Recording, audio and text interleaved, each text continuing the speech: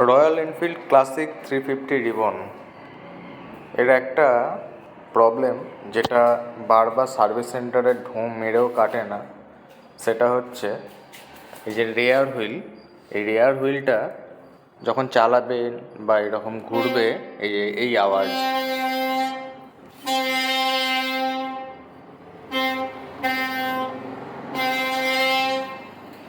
তো এই আওয়াজটা নাকি ব্রেক প্যাড থেকে হয়, এটা নর্মাল আওয়াজ।